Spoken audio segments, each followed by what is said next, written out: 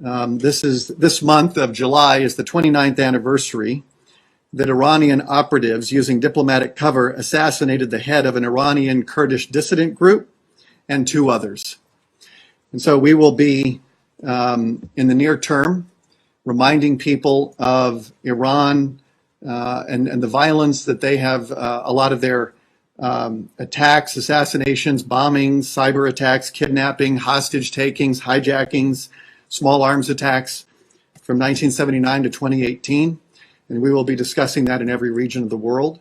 And so when you have somebody like Rouhani going to Europe to try to bring the Europeans, it's a very sad history of violence that Iran has committed against Europe since 1979. And it's important for Europeans to remember the kind of regime that they're dealing with. My name is Tom Kimmich. I'm the Member of Parliament for Calgary Shepherd. I am the co-founder and co-chair of the Parliamentary Friends of the Kurds here in Canada. This is the 30th anniversary commemoration of the assassination of Ghassemlou, a great Iranian Kurd who did so much to advocate for a democratic, pluralistic, and fair society in Iran. I just want to, for all the Iranian Kurds out there, wherever you are in the world, if you're still fighting for the cause of democracy in Iran, or if you've left Iran but still have family there and you're still fighting for it, we do remember. There are Canadian parliamentarians who do remember that Ghassemlou stood up for what was right. He fought for democracy and was unfortunately assassinated by Iranian agents in Vienna. This is the commemoration of that 30 years ago, of this terrible crime that was committed against Kurdish people in eastern Kurdistan, the ancient land of the Republic of Mahabad, in a region that is holds deep, deep value to Kurdish people all across the world. So I want to say we are commemorating it with you. We do care with you. And again, this is a time to remember those who came before you, who have fought for the democratic movement in Iran. Rostan Bosch. My name is General Arnie Audino, and it's my great honor and privilege to have the opportunity to provide some comments on the 30th anniversary of the atrocious assassination of Dr. Abdulrahman Ghassemlou in Vienna, of all places, on 13 July 1989. At first, Rahim Rashidi asked me to introduce myself by way of some background, and so, yes, I've got many years in the United States Army, to include master's studies at the National War College in Washington, D.C., where I concentrated in Islam and Kurdish history and studied under Ambassador Peter Galbraith, longtime friend of the Kurds. And then after that, the Army embedded me as a combat advisor with the Peshmerga in Iraq for a full year. And I regard that assignment as the most significant in my career. I had the opportunity to serve in the battlefield with real heroes amongst very brave men. And it was an opportunity to get to know my Kurdish allies in a very personal, very friendly, and very intimate way. For that, I'll always be very grateful. Now, as to the assassination. So we can find great meaning in suffering. We can find great meaning in loss. And yes, we can find great meaning in death.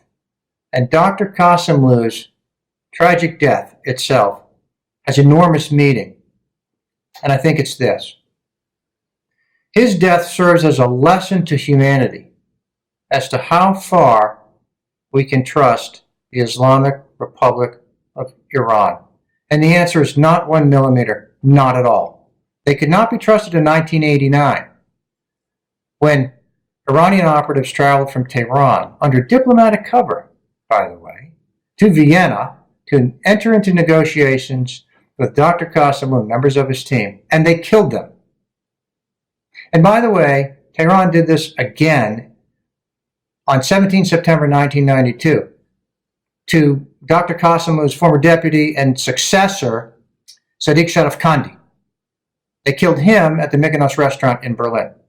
This is the same regime that could not be trusted again in Vienna to negotiate with the West a nuclear deal.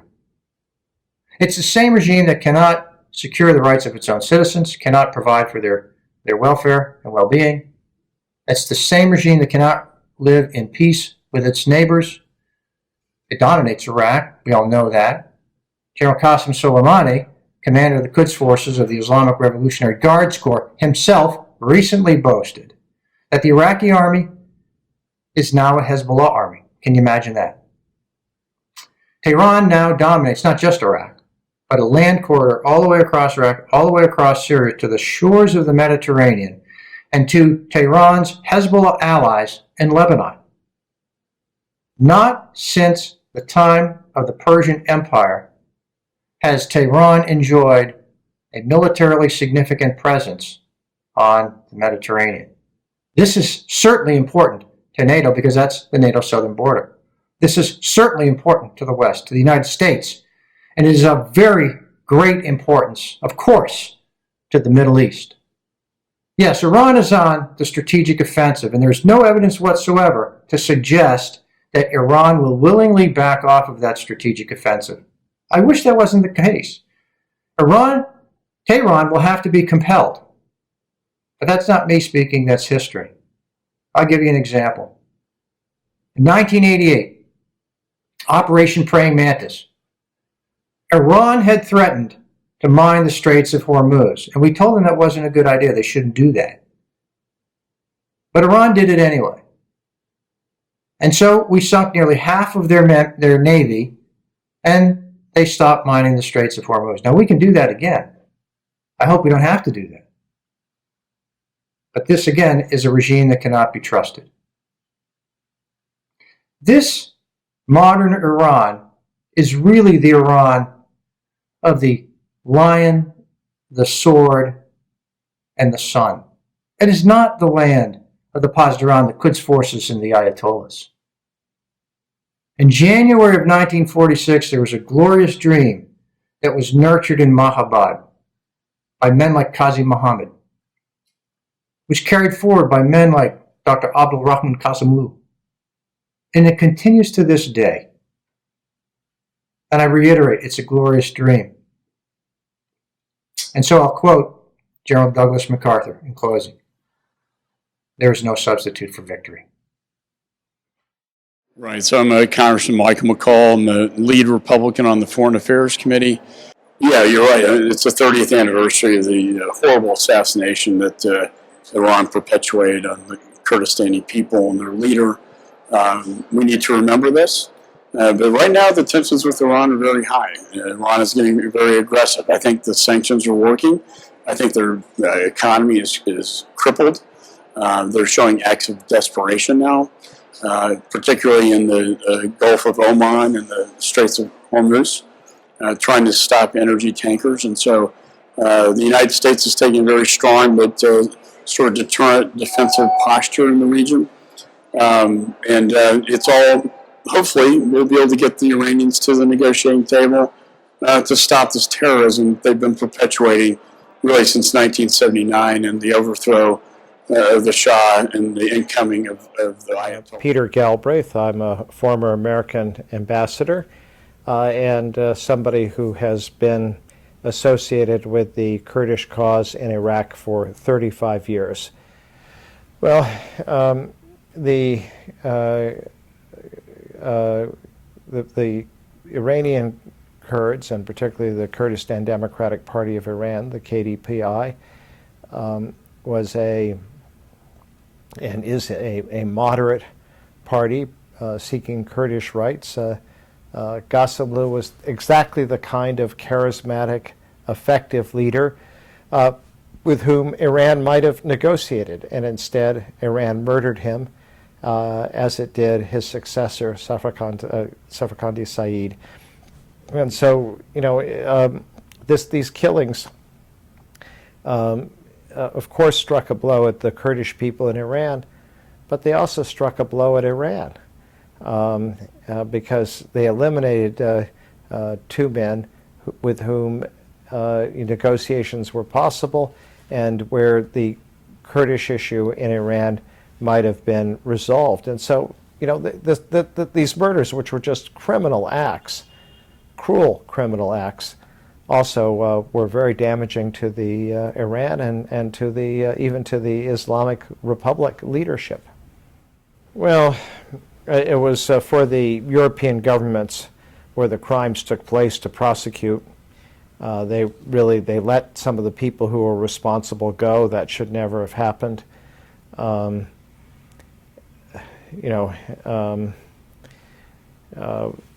it's now a long time since Ghassemlou's murder, 30 years. If you could hold the individuals responsible, they should be, but this can't be the major issue between the United States and Iran. My name is Juan Vargas. I'm a member of Congress from California, the 51st Congressional District. So I would just say this, that the Kurds throughout the world have always been allies with the United States. Unfortunately, there's been assassinations, as you know, in Iran of Kurdish leaders. And again, it's something they should not have gotten away with. The truth of the matter is the Kurds are brave, strong people. And that's why we in America love them. And we wish them the best, and we want to work with them. Yeah, I'm Gord Johns. I'm the Member of Parliament for Courtenay, Alberni, and I'm with the federal NDP, and I am the Vice Chair of the Canada-Kurdistan Friendship Group.